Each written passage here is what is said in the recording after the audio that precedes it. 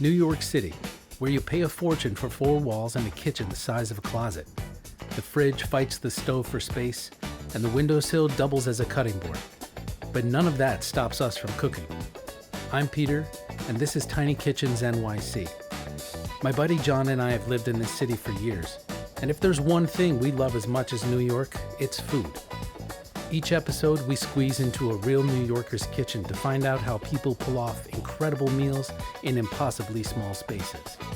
In this city, the square footage is a joke, but the food never is. Welcome to Tiny Kitchens NYC. I think it's a kitchenette, right? I think that is also a kitchenette. Anything that's less than 50 square feet is I remember having to kitchenette. prep on the dining table. Welcome back to Tiny Kitchen NYC. Today, I'm joined by Shuhan in her kitchen. Say hello to all the people, Shuhan. Hi, welcome. And what are you making for us today? Today we're making 饺子, or boiled Chinese dumplings. That's fantastic. And we're gonna get into all of that, but first I wanted to start by taking a look around your kitchen. So why don't you show us around real quickly? All right, here we go.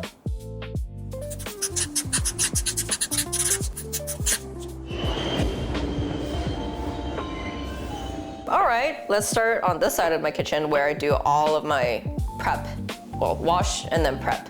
Let's talk about this cutting board for a second. I love this cutting board because usually when I cook, I don't prep everything and then get into cooking. Usually there's already something happening on the stove, either like the pan is heating up or like the stew is bubbling. I would, do all my chopping here, and this pulls out, so scraps go on this side, prepped ingredients go on this side, and I can take this tray and turn around to add stuff into the pan. Before I got this, there was a lot of wasted food dropped on the ground because I use like either a knife or the scraper and try my best to get everything into the pan. What kind of knife are you using day to day? This one. I don't, even though I cook a lot of Chinese food, I don't have a cleaver just because it doesn't really fit with the set here. So you might notice that I don't have a lot of kitchen appliances out. I have a rice cooker, I have a toaster, a blender, but because I cook a lot of Chinese food here, there's usually like oil splatters getting everywhere, and it's just a hassle to clean. Like usually people have oil and vinegar. This is a Chinese cooking household. I have oil and soy sauce in these two here. Spice rack. Spice rack is the one thing that I keep out here just because, it's easy access and use it all the time.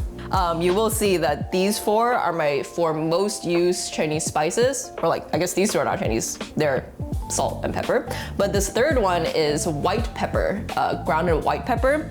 Use that a lot in Chinese cuisines, either at the end for a little bit of flavor, or you use it to kind of marinate meats to get rid of like the fleshy, proteiny taste. This one is five spice, which we're actually gonna, this one is five spice, which we're actually gonna use today. The first step of this 饺子 recipe is making an infused water with some aromatics and some spices. Not very big chunks. You wanna make your job easier when you pick them out. Hot water boiled, this is going into the bowl. You can already smell it. Like the star anise and the peppercorn. Yeah, so this is gonna stand and infuse for about an hour, which gives us plenty of time to get onto our dough and our filling. Okay. 3 cups of just regular all-purpose flour here. Okay, a little bit of salt. So this is now room temp water. You wanna add the water gradually as you stir until it has like a flaky texture. Similar to pie crust, but not really. The ratio is about like 1 flour, half water. But again, you do it by feels. So it's coming together, but it's a little dry. So this is when you start getting real careful with how much water you add in. Everything is well integrated, even though it's lumpy, but after an hour of resting, it will get pretty smooth. So there.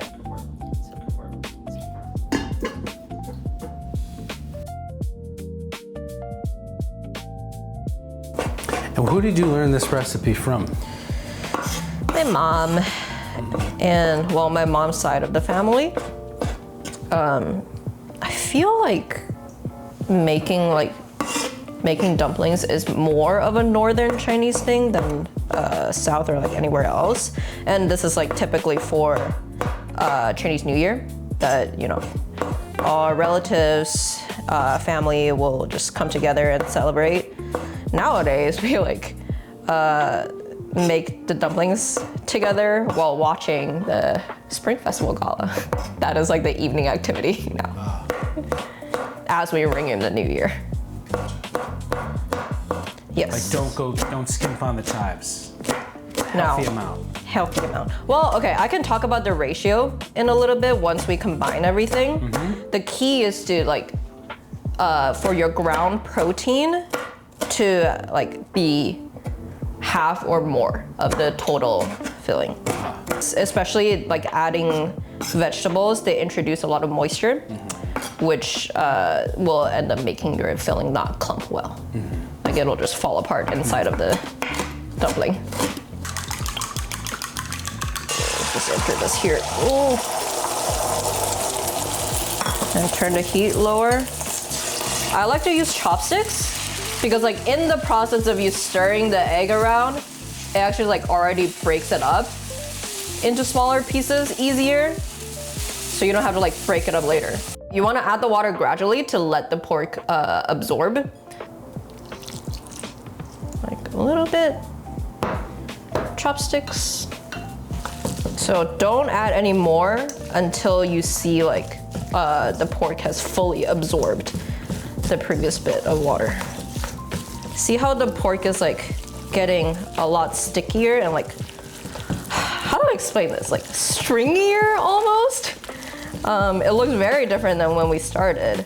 So basically you've been breaking up the myosin and actin that are the two parts of the protein, and Nice. releasing them, and that's what causes some of that stickiness.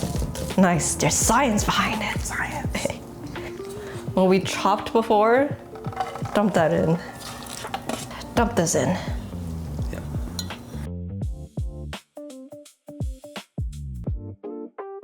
Seasoning. It looks like a lot, but honestly, from a Chinese palate perspective, all of these make so much sense. We're gonna start off with some salt, grounded white pepper, Chinese 5-spice.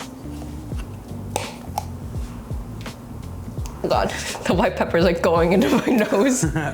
It's soy sauce. Oyster sauce. Toasted sesame oil. Yes, toasted. 1 raw egg and some potato starch. Just a little bit. Now we don't need to stir as vigorously, it's just starting to combine, thank God. While this chills in the fridge, we're gonna lay out our station to roll our dough and to make our dumpling wrappers. Flour your surface slightly so there's no stick. Also, we're using a rolling pin, so I'm gonna flour the rolling pin as well. And your calf workout too? Yes. I think my dining table is a more appropriate height for me, but we're here. Let's use 1/3 of it for now. Okay, something like this. I'm gonna do the traditional way and like rip it by hand, like that, about that big. How big is that? Like 1 inch ball. I'm gonna call it a 1 inch ball. 5, 6, 7, 8, 9, 10, 11, 12. Okay, a little bit more flour just to make them not stick as much as we're rolling them out. To roll them out, kind of form somewhat of a ball. It doesn't need to be perfect. Squish it, and then use a rolling pin. I like that tiny rolling pin. Oh, what a technique. So my technique is actually like much to be desired. Oh. People who are really good, like they get it so even and so quickly. Like you already see like mine's misshaped by now. And also I'm like not doing it as fast. Sometimes I go the old school way just so I can shape it better and do it slowly like this. If it starts sticking, just douse your rolling pin in more flour. So, there we go. Can you hold that up? One so we can dumpling see wrapper. How thin that is? Maybe hold it to the side so we can get that. Look at this. Yeah. Yeah. Don't make it too thick, otherwise like you're gonna bite into so much dough before you get into any filling. Yeah. This is where like when I'm back home with family, like this is where we're just sitting around a table, just do this and talk, catch up on the year, hang out, watch the show. So it's like a good time. I don't want to say time killer, but it's like quality time spent together, you know? All right, let's do this. So you're gonna lay it down on your hand, get a spoonful of filling, about that size. It's all about ratio here. That might be a little too much for the size that you have. Okay, so now you place it in the center of your dumpling skin. I'm gonna cut down on it. Yeah, see, if you put too much, you won't be able to close your dumpling. Okay. So this is how I fold my dumplings, taught by my mom, taught by her mom. You fold it in half and pinch the middle of the top, like this. And then on the side, you push the side in, and then you pinch the half that's closest to you. Yep, like that. And then here you push in again, and then see this little pleat? You press these two together, and then here you just press the whole thing in. So if I wanted to do another pleat, I could. Yeah, technically you could. Do the same on the other side. So push in, squeeze the side that's closest to you. Oh, mine's coming out. Oh yeah. Okay. There we go. Shuhan. Now you make more. And my mutation. It looks good. The shape is really interesting. Like this type of folding, it makes the dumplings look like little tails of gold or silver. And it's like auspicious in Chinese culture because we love our money. I don't know what else to say. We love money. Yeah, like the red envelopes at at New Year, right? Yeah. My kids will get some from their grandparents. Oh, nice. Be careful dropping them in softly, and also like keep stirring as you're lowering them, because they, like, in the beginning they sink to the bottom and you don't want them to stick. I don't have a time limit for you, but we'd have this trick where it gets to a boil, then you add cold, like, or room temp water, wait for it to boil again, and basically repeat that 3 times, and then you'll know, and that means the dumplings are cooked. So, see, everything is a guesstimate in this cooking, in Chinese cooking. Yeah, so even like when we do it like casually or like at home, every time is like slightly different. But then that's what keeps it fresh, you know? It's the fun of not knowing 100% what will happen. Cheers. Cheers. Thank you. How do they say cheers in Mandarin? Gānbēi. Gānbēi. All right, here we go. Do you ever pan fry these? Oh, you could pan fry them. Yeah. Yeah.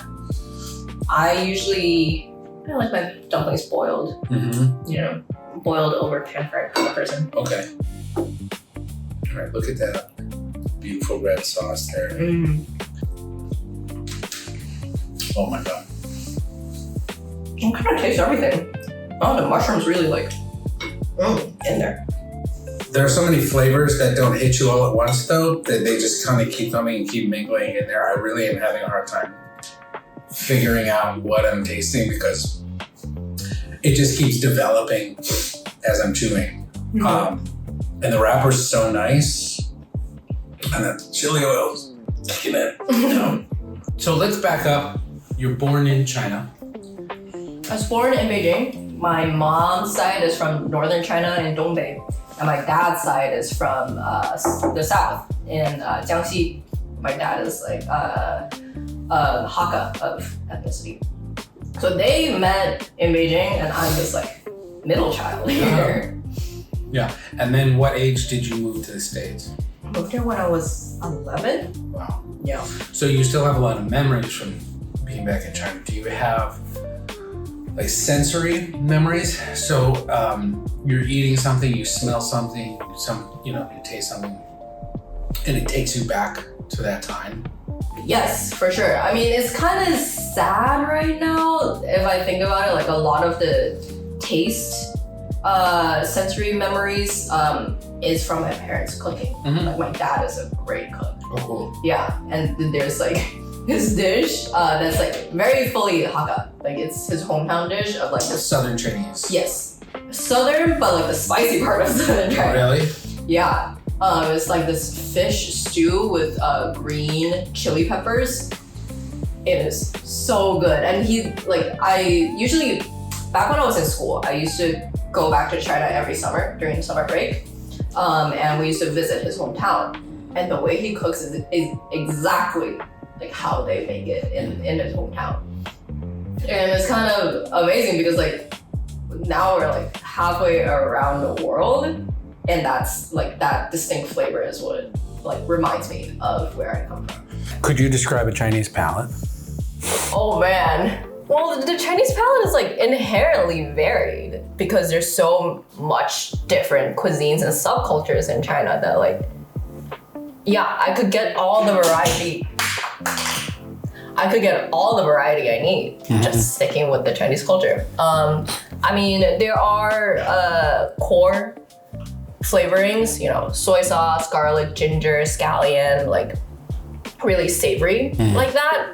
I'm also a massive fan of spicy food. Yeah. Like Sichuan cuisine, amazing.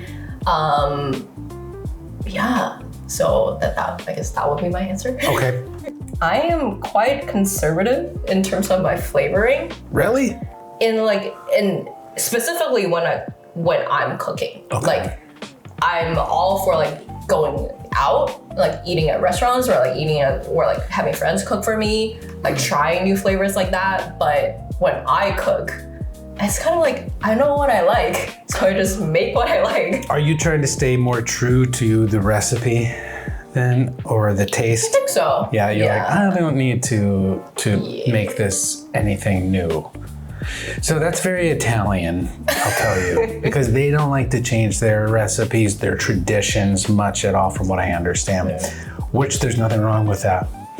Well, these are just so awesome. And dumplings come in all shapes and sizes, but these have been probably top 3 dumplings I've ever had. And the other 2 were the 2 I had just before this. So great. You topped all my dumpling list. I just want to thank you again. Thank you so much. This was awesome to watch you make everything from scratch and to just come out with this delicious little purse of succulent meat and vegetables wrapped in a homemade wrapper. If you like this recipe, we're going to include the ingredients and step-by-step instructions so you can replicate to the best of your ability what Shuhan did. If you enjoyed this video, we're going to have more videos coming out soon, so please like and subscribe. This has been Tiny Kitchen NYC with Shuhan. Everybody, round of applause. Thank you, Shuhan. Appreciate you. Thank you very much. Cheers.